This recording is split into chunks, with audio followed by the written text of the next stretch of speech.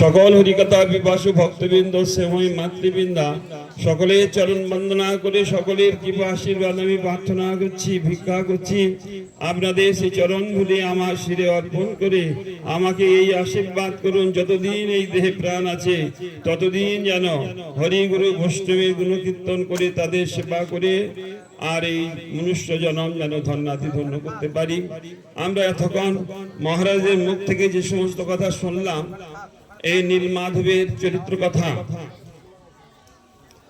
নীলমাধবের চরিত্র কথা আপনারা শুনলেন। নীলমাধব এই গিরির নাম অনুসারে মাধবের নাম হয়েছে। এই পর্বত একটু ছোট মতো পর্বত বলে মনে হচ্ছে তো, এই পর্বতের নাম হলো নীলগিরি পর্বত। এই নীলগিরি পর্বত অনুসারে এই মাধবের নাম। মাধব অন্য কেহ নয়, ভগবান শ্রীকৃষ্ণ। হে মাধব বহুত মিনতি করিত দেহি তুলসী তিল দেহ সমর্পিনু দয়া জানি না ছড়িবি মোর, সেই মাধব। আর এই মহাম্মদী তীরে মহানদী এটি। আর এটি আমি বলেছিলাম চারটে যে ভগবানের আয়ুধ তীর্থ আছে, সেটা হলো শঙ্খ তীর্থ, যেটা আমাদের পুরী ধামে অবস্থান করছি, সেটা হলো শঙ্খ তীর্থ। আর চক্রতীর্থ স্টেশনের কাছে আপনারা গতকালকে গেছিলেন। আর গদা তীর্থ, গতকাল আপনারা যেখানে যান সেই ব্রহ্মগিরি পর্বত, যেটাকে বলা হয় আলালনাথ, সেটাকে বলা হয় গদা তীর্থ। আর এটি হলো নীলগিরি পর্বত, এই স্থানের নাম হলো পদ্মতীর্থ। শঙ্খ চক্র গদা পদ্ম চারটি আয়ুধ ভগবান শ্রী গোবিন্দের। এই চারটি আয়ুধ সেও ভগবানের উপাঙ্গ, তার সেবার যোগ্য আর কি তীর্থ।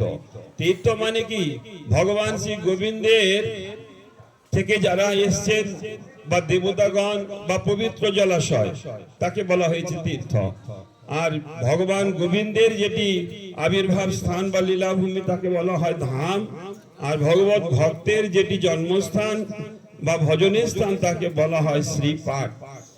তো গুরু গৌরাঙ্গের কৃপা আশীর্বাদে আমরা এই নীলগিরি পর্বতে শ্রী মাধবের আমরা দর্শন করতে এসেছি। আমরা শুনলাম এতক্ষণ এই জগন্নাথের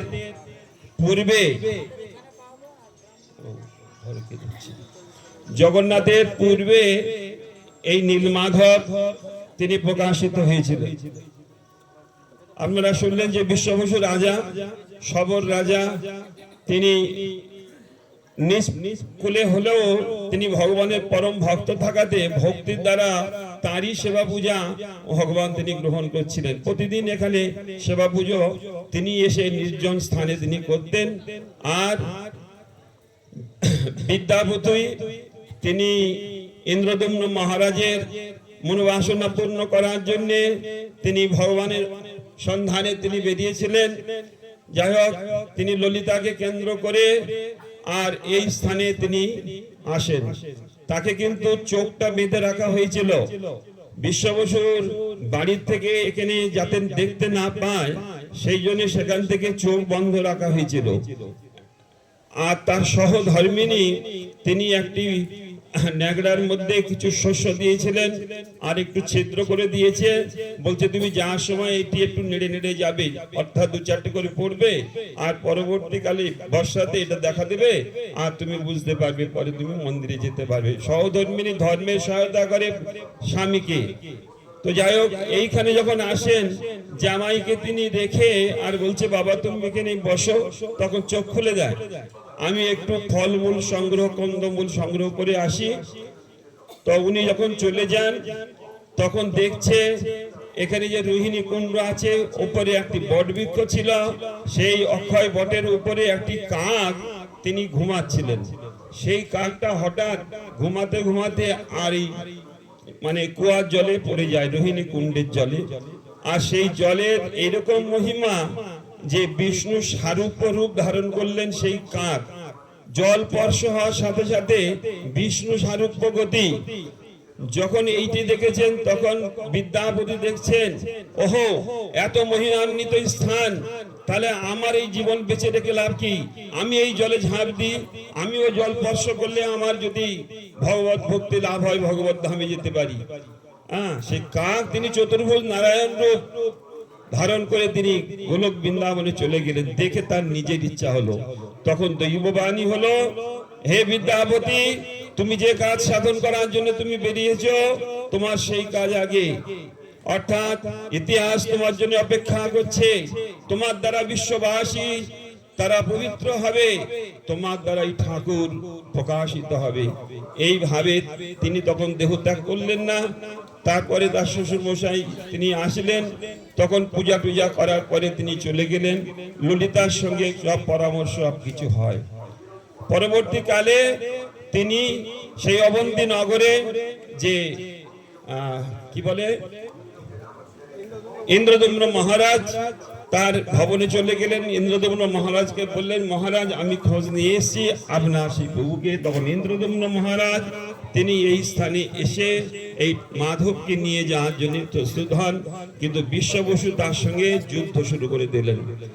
দুজনেই যুদ্ধ হচ্ছে, কিন্তু ইনি তো রাজা বিশাল বড়, আর ইনি সবরকুলের রাজা, তিনি পারে কোনোদিন। কিন্তু ভক্তি তার প্রবল থাকাতে ভগবান তিনি বলছেন, তোমরা দুজনেই সমাপ্ত হও, বলে তোমরা এর থেকে করো, আমার এই রূপে তোমরা এখন কেউ পাবে না। তোমরা মহাম্মদী তীরে কনক রুচে নীল শিখরে তোমরা শঙ্খতীর্থে চলে যাও, ওখানে আমি দারু ব্রহ্মরূপে চক্রতীর্থে আমি আবির্ভূত হব। তার দ্বারা 3টি কাষ্ঠ দ্বারা তোমরা মুক্তি তৈরি করবে। এইভাবে আপনারা জানেন সেই জগন্নাথের মূর্তি নির্মাণ হয়েছিল, আর তার সেই রূপ এখন যেটি দেখছি আমরা, এটিও প্রেমের বিগলিত মূর্তি। ভগবান তার নিজের কথা নিজের সমন করে সেই কৃষ্ণ এবং বলরাম এবং সুভদ্রা এই জগন্নাথ বলদেব রূপে এখন যেটা দেখতে পাচ্ছি আমরা সেইভাবে হয়েছিলাম। আমি এখানে সময় বেশি নেব না। পান্ডাও আমার দিকে তাকাচ্ছে, মহারাজ কখন হবে প্রসাদ, এই জন্য আমি এইখানে রাখছি। বাঞ্ছা কল্পতরুভ্যশ্চ কৃপা সিন্ধু ভয়েবচ পতিতানাং পাবনেভ্যো বৈষ্ণবেভ্যো নমো নমঃ। আপনাদের অভাগ্য যে এই নীলমাধবের ডাইরেক্ট ভগবানের যে প্রসাদ আপনারা আজকে প্রাপ্ত হবেন, এও ভাগ্যের কথা। হরে কৃষ্ণ, জয় জয় শ্রীরাম। এখন আস্তে আস্তে এখন আমাদের এখানে প্রসাদের ব্যবস্থা